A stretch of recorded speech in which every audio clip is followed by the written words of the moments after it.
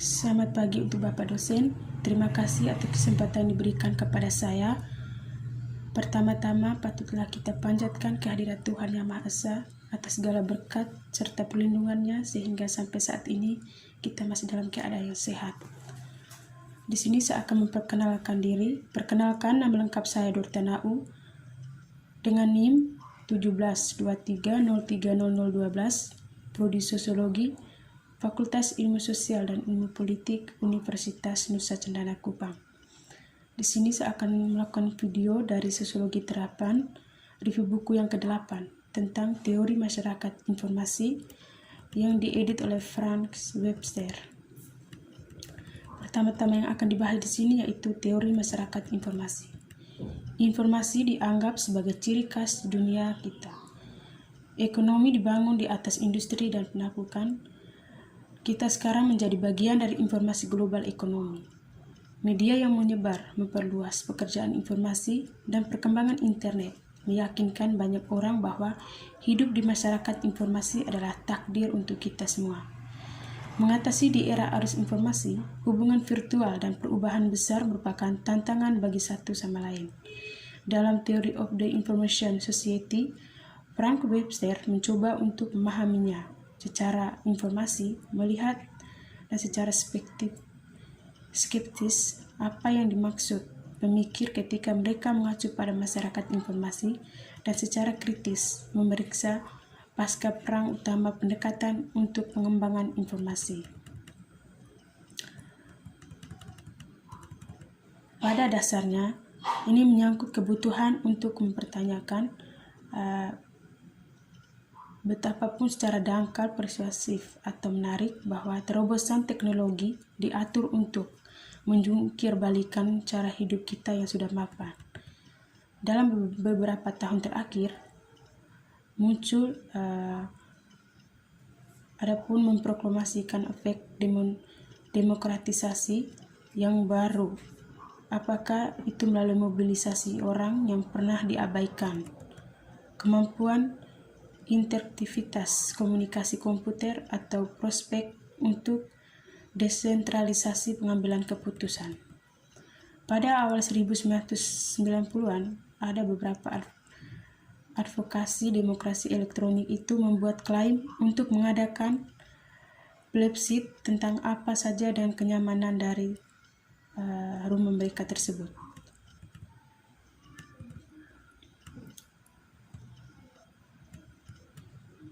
Dalam terang kekhawatiran tentang demokratisasi, tidak mengherankan untuk mengetahui hal itu, di mana minat khusus pada kata-kata orang yang melihat teknologi baru kemungkinan untuk meningkatkan, bahkan secara radikal mewujudkan demokrasi. Teori masyarakat informasi dapat menerima analisis dari mulai anggapan bahwa informasi itu sendiri dan bagaimana diukur, biasanya oleh teknologi, tetapi juga oleh jumlah pekerja keras putih atau pendapatan itu dihasilkan. Bisa membawa tatanan sosial baru. Tentu saja, orang bisa melihat lebih banyak informasi yang dihasilkan, dikirim dan disimpan, tetapi anggapan bahwa ini mengumumkan jenis masyarakat baru yang berteriak untuk pemeriksaan kritis. Di antara para ekonomi politik berbicara tentang ekonomi baru, di mana wirausahawan pengetahuan berpikir adanya keuntungan di antara referensi yang lebih sensitif secara budaya di dalam dunia maya. Dimulai dengan pemikir dari teori ini, cara yang memang memiliki masalah, pembaca sangat ingin belajar tentang internet dan hubungan online serta offline, atau tantangan arus informasi, tentang konsumsi musik yang mengiringi penyebaran berbagai file, atau tentang politik di era kejenuhan media, tidak akan menemukannya masalah di pertimbangan secara independen dalam buku tersebut. Di sini dan saat ini tempat di mana perubahan penting sedang terjadi terlepas dari renungan akademisi. Teori memiliki peran kecil untuk dimainkan.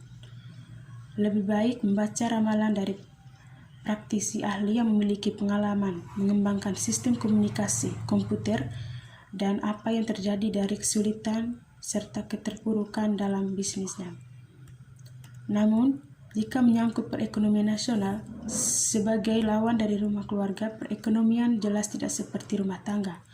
Pelajaran yang diberikan dalam pengantar apapun kursus ekonomi, kurangi pengeluaran publik di sini, misalnya mengurangi banyak pekerja dengan efek tidak langsung yang serius yang sering kali menyebabkan kerugian lebih lanjut dalam pekerjaan yang pada gilirannya berarti pendapatan pajak hilang, biaya kesejahteraan meningkat, dan hutang nasional bertambah. Berikutnya mengenai tujuan pendekatan informasi.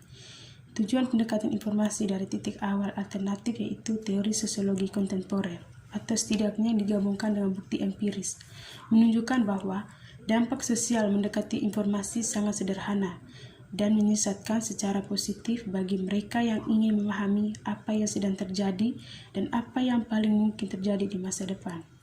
Tujuannya adalah untuk menunjukkan bahwa teori sosial dikombinasikan dengan bukti empiris dengan cara yang kaya, dan karena itu pada akhirnya lebih praktis dan berguna untuk memahami dan menjelaskan tren terkini dalam informasi.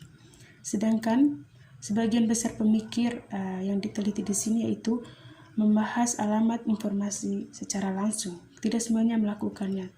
Jadi, sementara Daniel Bell dan Herbert Schiller dengan cara mereka yang sangat berbeda dan dengan pengetahuan yang terpuji, mereka bersikeras lebih dari satu generasi bahwa masalah informasi dan komunikasi berada di jantung perubahan pasca perang. Ada pemikiran lain, yaitu oleh Herbert dan Anthony Giddens, yang memberikan perhatian langsung pada informasi. Meskipun demikian, harapan di sini dapat menghilangkan sebagian dari kepercayaan tersebut dari mereka yang menyetujui gagasan kedatangan masyarakat informasi baru. Penting untuk menyoroti pembagian pendapat sehubungan dengan variabel interpretasi yang akan kita temui. Di satu sisi ada mereka yang menganut gagasan munculnya masyarakat informasi yang ditandai dengan perbedaan mereka dari masyarakat yang ada sampai sekarang ini. Di sisi lain, ada ulama yang dengan senang hati mengakui bahwa informasi telah mengambil arti khusus di era modern. Tegaskan itu dalam ciri utama masa kini adalah kesinambungannya dengan masa lalu. Perbedaan antara ahli teori masyarakat informasi dan mereka yang mengkaji informatisasi sebagai fitur bahwa dari sistem sosial yang mapan bisa jadi salah satu derajat, dengan pemikir menempati poin berbeda di sepanjang kontinum, tetapi ada satu kutub yang tidak dapat disangkal di mana penekanannya adalah pada perubahan dan kutub lainnya di mana tekanannya ada pada ketekunan. Ada apa dengan informasi yang membuat begitu banyak para sarjana berpikir bahwa inti dari zaman modern ada kemungkinan untuk membedakan 5 definisi masyarakat informasi, yaitu yang pertama dari teknologi, ekonomi, pekerjaan, budaya. Keyakinan yang dibawa oleh perubahan kuantitatif dalam informasi menjadi jenis sistem sosial yang baru secara kualitatif. Masyarakat informasi. Di sini alasannya masing-masing definisi dengan cara yang hampir sama. Lebih banyak informasi saat ini. Oleh karena itu, banyak memiliki masyarakat informasi seperti adanya kesulitan serius dengan penalaran ex post facto yang memperdebatkan penyebab dari suatu kesimpulan, yaitu ada informasi lebih lanjut tentang masyarakat informasi. Konsepsi teknologi berpusat pada serangkaian inovasi yang muncul sejak akhir tahun 1970-an. Teknologi baru adalah salah satu indikator baru yang paling terlihat dan karenanya sering dianggap sebagai sinyal datangnya informasi masyarakat. Teknologi khusus yang menyita perhatian komentator memiliki bervariasi dari waktu ke waktu. Beberapa sudah ketinggalan zaman oleh teknologi yang unggul. Misalnya CD. Sementara melihat ke belakang menunjukkan bahwa orang lain secara prematur dipuji sebagai teknologi terobosan, misalnya komputer mainframe. Berikut apakah informasi itu? Dalam pembahasan ini, menurut penolakan Roscoe terhadap ukuran statistik membuat kita mungkin paling mempertimbangkan fitur signifikan dari pendekatan masyarakat informasi. Roscoe menanyakan pertanyaan seperti apakah tersediaan informasi lebih lanjut membuat kita lebih terinformasi? Jenis informasi apa yang dihasilkan dan disimpan dan apa nilainya bagi masyarakat luas? Setelah semuanya, definisi pertama dari informasi yang muncul dalam pikirannya adalah definisi semantik. Informasi itu bermakna, memiliki subjek, dalamnya ada kecerdasan atau instruksi tentang sesuatu atau seseorang. Definisi masyarakat informasi yang telah tinjau di sini memahami informasi dengan cara yang tidak bermakna, artinya mencari bukti kuantitatif dari pertumbuhan informasi. Berbagai pemikir telah memahami itu dalam istilah teori informasi oleh Claude Shannon dan Warren Weaver. Cara lain untuk mengajukan pertanyaan ini adalah dengan mempertimbangkan perbedaan antara memiliki informasi dan diinformasikan. Berikut kualitas informasi. Penekanan bahwa informasi memiliki makna menimbulkan pertanyaan yang berkaitan dengan kualitas informasi yang pada gilirannya mendorong pandangan kritis terhadap mereka yang mengklaim telah memasuki masyarakat informasi. Hampir selalu disajikan sebagai file superior, smarter, effort, di mana orang memiliki akses ke teknologi canggih dan informasi yang melimpah tersedia bagi mereka dalam waktu yang singkat. Kesimpulan, dapat menemukan berbagai kriteria yang dimaksudkan untuk mengukur kemunculan masyarakat informasi. Di dalam buku-buku ini dapat menjumpai para pemikir dengan menggunakan kriteria yang sangat berbeda di antara mereka. Masih dapat berargumen bahwa kita telah memasuki masyarakat informasi. Tidak bisa percaya pada sebuah konsep ketika penganutnya mendiagnosisnya secara diam-diam atau secara yang berbeda. Apalagi kriteria tersebut mulai dari teknologi hingga kualitas pekerja perubahan fitur spasial, meskipun sekilas tanpa kuat.